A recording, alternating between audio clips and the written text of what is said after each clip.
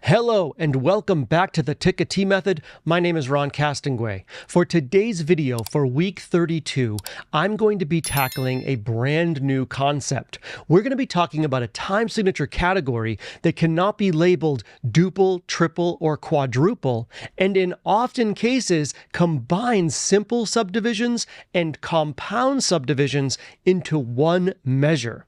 These are called complex time signatures. Now, don't let the name fool you. Even though they're labeled complex, I'm going to break them down in this video so that they're easily understandable and digestible. And when you see these in your music, you'll know exactly how to sight read these rhythms. I'm even going to go one step further and talk about composite time signatures, which actually helps the musician better understand the subdivision of a complex time signature. And we're even going to do a couple of exercises together. So I hope you're going to stick around. Let's go do this.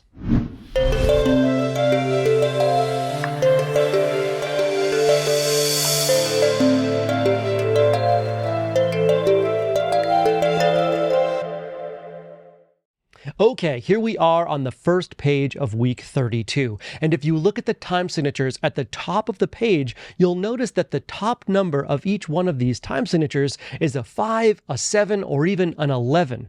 Now, when you cannot categorize a time signature as duple, triple, or quadruple, in other words, there isn't a 2, 3, 4, 6, 9, or 12 on the top number, you are more than likely in a complex time signature.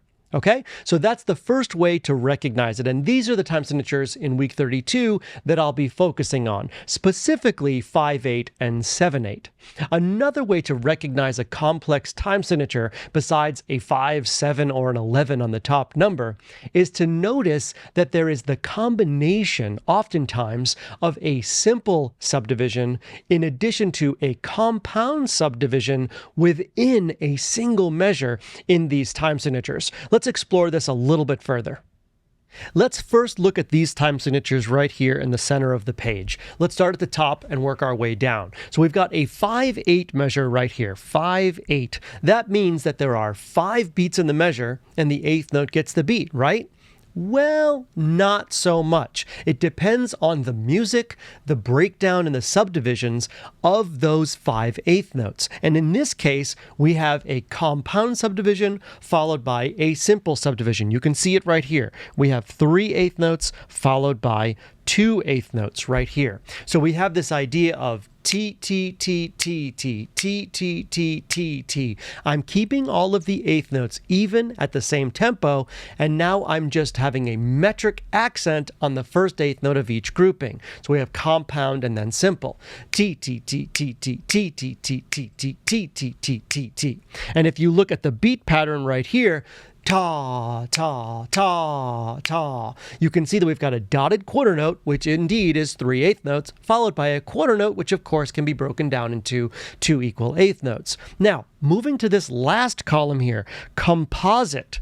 The composite time signature for 5/8 in this case looks like this. And I know this looks crazy if you're seeing this for the first time. 3 plus 2 over 8.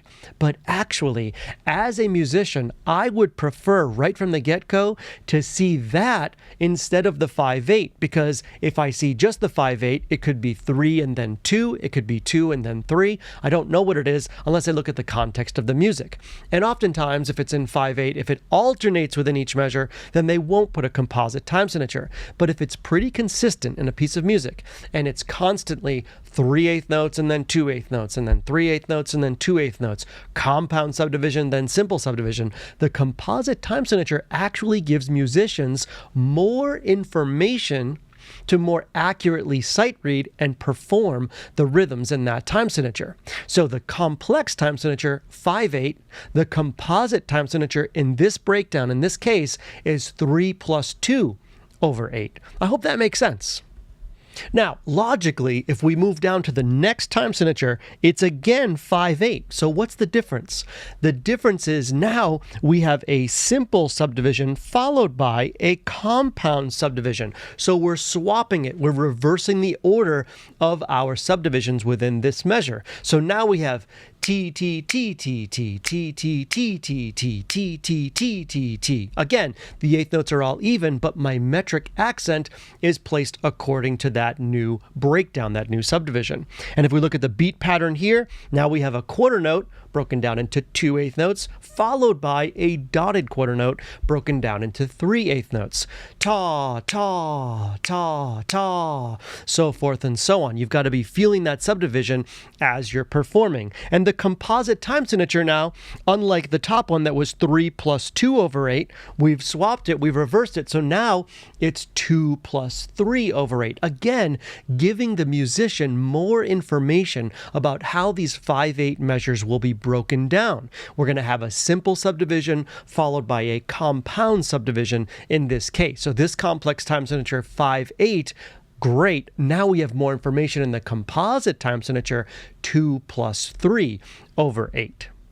All right, let's move to the next time signature down where we're going to be adding 2/8 notes. Check this out. We've got 7/8. So there are 7/8 notes in the measure. So how are these going to be broken down between simple and compound? Let's find out.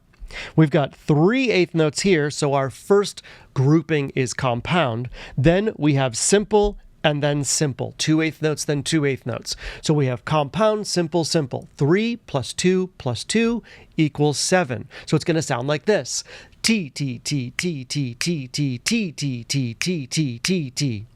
I'm keeping the eighth notes even, but I'm placing the metric accent according to the subdivisions of this measure. And you can see here in the beat pattern that we've got a dotted quarter note. There's your 3/8 notes, followed by 2 quarter notes. 2 plus 2. Again, 3 plus 2 plus 2 equals 7. Ta, ta, ta, ta, ta, ta. And in my head, when I perform that beat pattern, I'm thinking or I'm subdividing those eighth notes so that my metric accents are accurate. So let's move to this last column. What does this 7/8 composite time signature look like? Well, we have 3 plus 2 plus 2. Very logical, very straightforward. A grouping of 3, followed by a grouping of 2, followed by another grouping of 2. This gives the musician more information when they're about to sight read and perform a piece. Now, if I've got a song that's in 7/8, but the measures alternate in their subdivisions and where they combine simple and compound subdivisions, then you don't want to use a composite time signature. But if it's pretty consistent all the way through the song, a composite time signature like this one, 3 plus 2 plus 2, tells me, the musician, exactly how to break down that measure, sight read it more quickly, and perform it more accurately. And the last time signature here is another 7/8. The only difference is the subdivisions and where they fall in this breakdown. And we can see here we've got simple, simple, and then we close it off with a compound. So now we have T, T, T, T, T, T, T, T, T, T, T, T, T, T. Both of these breakdowns in these two 7/8 measures are very, very common. The beat pattern here will be 2 quarter notes and then closing off with that dotted quarter note. Ta, ta, ta, ta, ta, ta. Again, in my mind, I'm subdividing those eighth notes so I can place those metric accents accurately. And again, logically, if we look at the composite, we know that it's going to be now 2 plus 2 plus 3, because we've got the dotted quarter note at the end, or that grouping of 3/8 notes, that compound subdivision at the end. So that 2 plus 2 plus 3. T, T, T, T, T, T, T, T, T, T, T, T, T, T. So I hope after analyzing these 4 time signatures, complex time signatures are starting to make some more sense to you. And composite time signatures, as bizarre as they may look when you see them for the first time, actually begin to make a lot more sense, don't they? Now, for the more advanced musicians out there watching this right now, it needs to be said that I am using 5/8 and 7/8 as vehicles to teach complex time signatures and even composite time signatures to musicians who are seeing this and learning this for the first time. But we all know that you can actually change up the metric accents within what I would call non-complex time signatures as well if the math works out correctly. Let me further explain. Let's take 4/4, the common time signature. It normally sounds like this. Ta, ta, ta, ta, ti, ti, ti, ti, ti, ti, ti, ti. There's your eighth notes, there's your metric accents. We know that there are 8 eighth notes in a 4/4 measure. What if I wanted to change up the metric accents in a 4/4 measure so that I had compound, compound, simple? In other words, 3 plus 3 plus 2. It still adds up to 8, doesn't it? 8 eighth notes in the measure. It would sound like this. T, T, T, T, T, T, T, T, T, T, T, T, T, T, T, T. And because I'm subdividing eighth notes, that composite time signature would look like this. 3 plus 3 plus 2 over 8. So I've taken that 4/4 measure, I've changed up the metric accents to a compound, compound, simple subdivision within one measure to create what feels like a complex time signature. But notice that there's an 8 on the top in that case, right? 8 over 8. Basically 4/4. So you can do this with almost any time signature by changing the metric accents and combining simple subdivisions and compound subdivisions into a single measure. As long as the math works out, you can do this in almost any time signature. And the more you sight read music and the more advanced you become and the more you perform music, you will come across these cases. But again, to recap, I'm using 5/8 and 7/8 to introduce the concept of complex and composite time signatures here. And moving to the box at the bottom of the page, these are all complex time signatures with 4s on the bottom. So you've got 5/4, 7/4, 11/4. 11/4 is not very common, but you will see 5/4 pretty often and 7/4 once in a while. Most of the time, 5/4 and 7/4 will be performed as simple time signatures. So it's just an extra beat if you're thinking 4/4 to 5/4, it's just an extra beat if you're thinking from 6/4 to 7/4, for example. But as you increase the tempo, now there's more opportunity, there's more possibility of these becoming complex time signatures that could be written as composite time signatures with subdivisions like 5/8 and 7/8 that we just talked about in the middle of the page. All right, the best way for us to continue our journey here into complex time signatures is to go find a couple of exercises. We're going to do one in 5/8. We're going to do the second one in 7/8. Let's go find that first exercise. All right, here we are in the first exercise, exercise 32F, and this one is in 5/8. So the first thing we need to try to understand and grasp when we see 5/8 and it's not a composite time signature is what is the breakdown between simple and compound subdivisions within each measure. Well, in this case, and in most music, you will see accents that designate, that represent the metric accents. And if you look in the first measure, we've got an accent here and an accent here.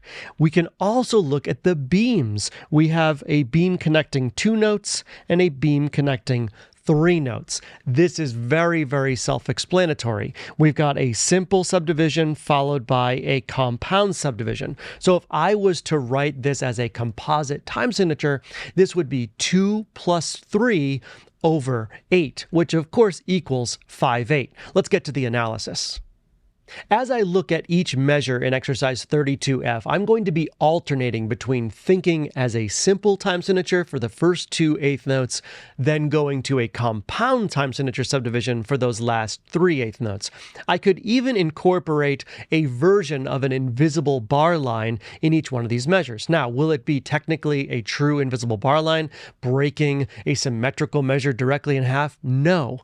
But what it will do is separate those 2 distinctions between the simple and the compound. So maybe I'll do that. In measure 1, that invisible bar line would go right here. In measure 2, I've got 4 16th notes. That's 2 eighth notes. I could follow that up with my invisible bar line right here. So I've got 2 eighth notes here. There they are. Then in the second part of this measure, I won't say second half, but the second part of this measure, I've got my 3 eighth notes right here, which is that subdivision of the compound time signature. And when we perform this, we do want to put small accents, even though they're not written. It is stylistically accurate to put a small accent on the subdivision, on the metric accent of each one of these beats, so that we can feel this time signature more accurately and therefore perform it stylistically accurately. Moving on to measure 3, I've got my 2 eighth notes in the form of a quarter note here, so I'll put a little accent there, my invisible bar line. Again, that's not dividing the measure in half, but just separating simple and compound in this case, followed by a dotted quarter rest, which of course equals 3 eighth notes. Going to measure 4, I've got a little metric accent right here with those 2 eighth notes, invisible bar line, and then another accent on this dotted quarter note, which will take up the remainder of this measure and allow us quickly to be looking ahead to that next line. But before we go to that next line, I want to say 2 important things. Number 1, we're including an invisible bar line per se to allow our brains to compartmentalize each side of this 5/8 measure. And number 2, I want to make sure that we all understand when we've got longer notes, like a dotted quarter note here on the second half of the 4th measure, we want to make sure in our heads as musicians, we're subdividing that dotted quarter note into 3 eighth notes in our head so that we're performing it accurately, not too long, not too short, but accurately. It lasts for 3 eighth notes so that we don't come in early on the downbeat of measure 5. So I hope that makes sense. Let's move on to measure 5. And measure 5 is pretty straightforward. We've got 2 eighth notes with a little metric accent here on the first eighth note.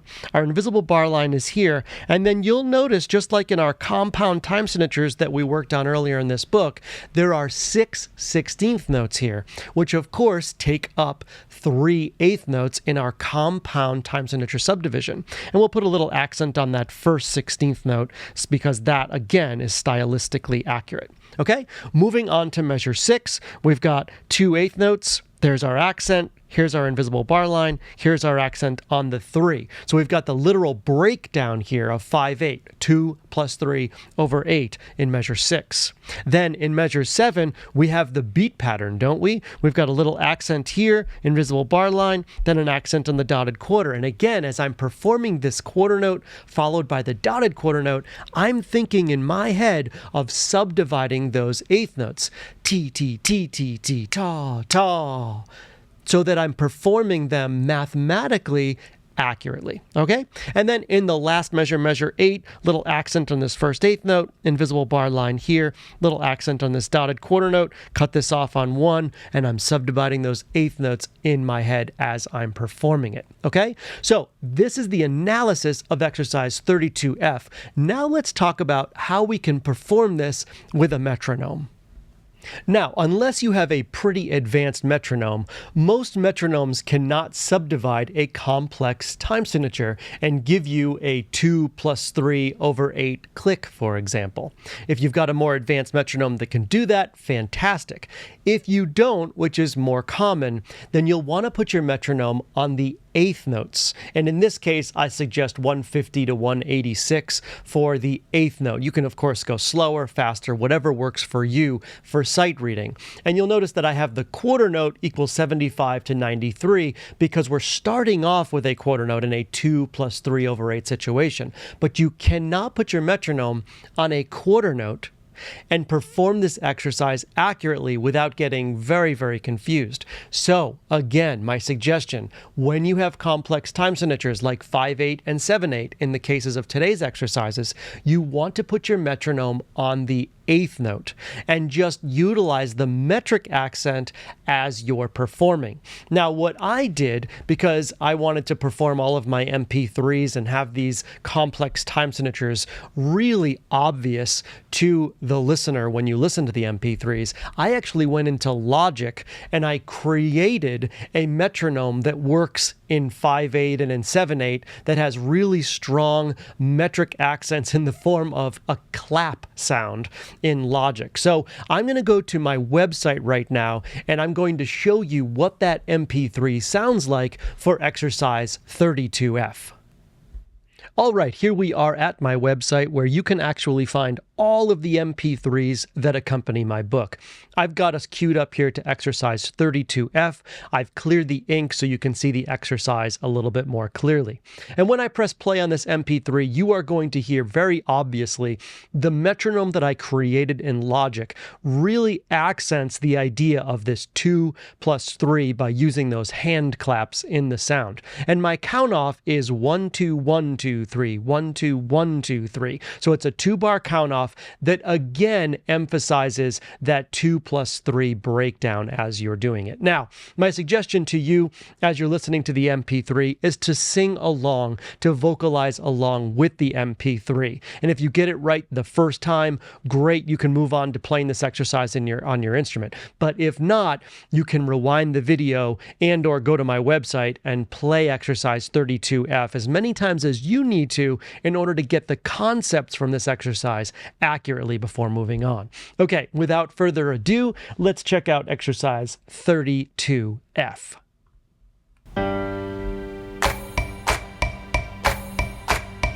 1 2 1 2 3 1 2 1 2 3 T T T T T Tik-A-Tee T T ta T T ta T T Tik-A-Tee T T T ta ta T T ta. All right, cool. There it is. Exercise 32F. So if you got it right on the first time, if you sight read that correctly on the first time, now's the time to break out your instrument and perform exercise 32F on your instrument, especially if it is not the voice. If you didn't get it right, rewind the video. Do it again, multiple times. Go to my website, perform it with the website MP3. Totally up to you. But you've got to make sure you grasp the concept before playing it on your instrument, and you can't go on to the next exercise until you play it on your instrument. And speaking of instruments, I had some fun on my alto sax. I had some fun with some harmony in the F-sharp altered scale. I made up a little melody here for exercise 32F. Nothing too fancy, just up and down the scale. Check it out. 1 2 1 2 3 1 2 1 2 3.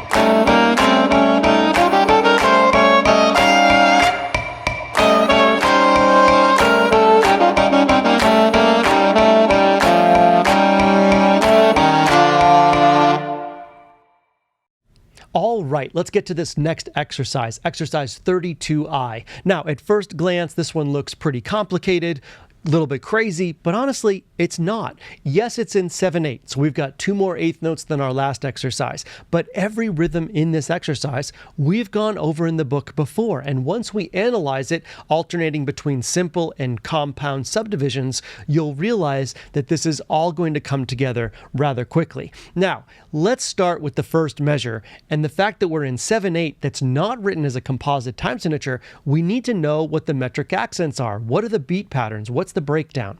And in the very first measure we can see we've got a dotted quarter note followed by a quarter note followed by a quarter note. What does that mean? That means 3 plus 2 plus 2. Compound plus simple plus simple. And that's what our brain is going to be compartmentalizing as we analyze this exercise. And instead of invisible bar lines, I'm going to add metric accents to each measure so that we know where all of these subdivisions fall, okay? So in the first measure, our metric accents are going to go right on this beat pattern. The dotted quarter note, the quarter note, and then the quarter note. 3 plus 2 plus 2 equals 7. Measure 2, our first metric accent will go on this first grouping of 3/8 notes. This, of course, is compound. Then our next metric accent on this quarter note and the first eighth note, finishing off measure 2. Going on to measure 3, we've got this really cool rhythm that we've gone over in the book before. T-A-Tee, T-A-Tee, T-A-Tee, T-A-Tee. Right? That really cool compound rhythm. There it is, metric accent on the first dotted eighth note. Moving on, we've got a metric accent here on this eighth note. That's the grouping of 2 in simple time signature. But we have to pause here for a moment because now we've got a tie. So the tie goes over into that last simple time signature, that last simple subdivision, I should say. So we can't put an accent here. So what I'll do is parenthesize an accent because we're just going to hold this T all the way through and subdividing those eighth notes in our head so that we get to that next measure accurately mathematically. Okay, now going on to measure 4, no metric accent here because we've got a rest. So anytime that there's a rest or a tie, I'll just parenthesize that accent, but it's helping us keep the metric accents honest. So we've got 1, 2, 3 eighth notes happening here. That's the first part of the 7/8 measure. Then we've got a metric accent on this quarter note and then this first eighth note, allowing us to finish off the measure there. Let's go on to measure 5. All right, in measure 5, we've got another cool compound time signature rhythm here. T, Tik-A-Tee, T, Tik-A-Tee, T, Tik-A-Tee, T, Tik-A-Tee. And again, we've gone over that in the book. So our metric accent will go over that first eighth note. Then the last 2 quarter notes are very straightforward. 4 16th notes, 2 eighth notes, finishing off measure 5. Measure 6, dotted quarter note. There's our first compound time signature subdivision, right? Then we've got this rhythm here with a tie. So we've got the accent on that quarter note tied over to that eighth note. So we're going to put an accent in parentheses here because we're not going to actually re-articulate that eighth note. We're going to hold the ta all the way through, and then we'll say that T there on that last eighth note in measure 6. Going on to measure 7, we have T, T, T. Then we've got the dotted eighth to 16th note rhythm, a very, very common simple subdivision in those time signatures. So we've got a dotted eighth 16th, dotted eighth 16th, and then we've got the same exact rhythm that we had back in measure 3 here in measure 8, T, a T, T, a T, T, a T, going to T, T, ta, finishing off measure 8. So again, if you break down each one of these beats, all of these rhythms that we're seeing, whether it's a compound rhythm or a simple rhythm, we've gone over in the book. All we're doing is combining them and compartmentalizing each measure so that we know it's compound, simple, simple, compound, simple, simple in every single one of these measures. So the trick here is to get our metronome on some eighth notes and perform this exercise. I'm going to do the same exact thing for 32I. I'm just going to take you to my website and we're going to check it out there. You can listen and vocalize along with the MP3 as many times as you need to. Let's go to my website right now.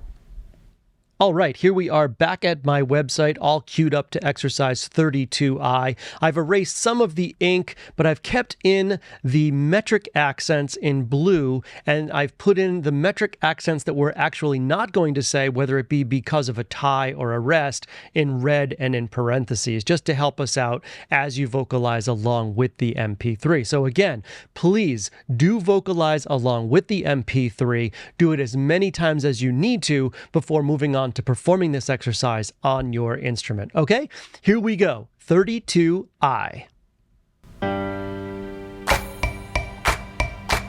1, 2, 3, 1, 2, 1, 2. Ta, ta, ta, ti, ti, ti, ta, ti, ti, ti, a, ti, ti, ti, ti, ti, ta, ti, ti, ti, Tik-A-Tee, Tik-A-Tee, ti, ta, ta, ti, ti, ti, ti, ti, a, ti, a, ti, a, ti, ti, ti, ta. Yeah, that is definitely a fun exercise. And as you heard, it's just a 1 measure count off when you're in 7/8 as opposed to the 2 measure count off when you're in 5/8. So please, if you missed anything in there, and that is definitely possible, this is a little bit more complicated than the last exercise that we did. Do this exercise, vocalize this exercise as many times as you need to. And then once you feel like you've grasped the concepts in it and the rhythms, you can go on to performing this exercise on your instrument, especially if your primary instrument is not the voice, okay? Now, again, I had some more fun on my alto sax here. It's really fun to be creative with these exercises. So I used the F sharp altered scale on the last exercise. For this one, I just used an E harmonic minor scale on the alto, so G concert. And I composed a little duet on my alto sax using the rhythms from exercise 32I. Again, it's really fun to be creative when you perform these exercises on your instrument after you've got the rhythms, after you vocalize the rhythms accurately. So anyway, check out this duet. 1, 2, 3, 1, 2, 1, 2.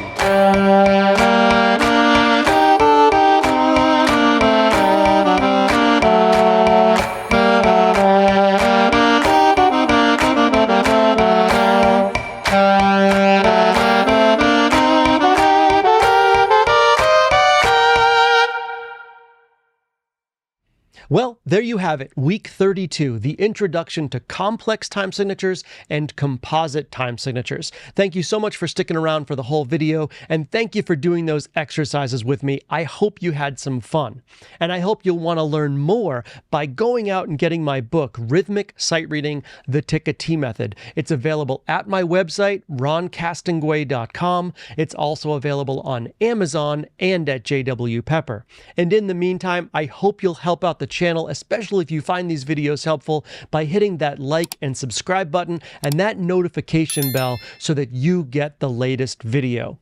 Thank you again. I'm so glad you're joining me on your rhythmic journey. I hope these videos are helping you out. I can't wait for week 33 when we talk about changing time signatures in the middle of songs. How does it work to go from one time signature to another time signature when you're in the middle of a phrase, a song, or a melody? That's what week 33 is all about. I hope you'll stay tuned for that one. Until then, thanks for joining me.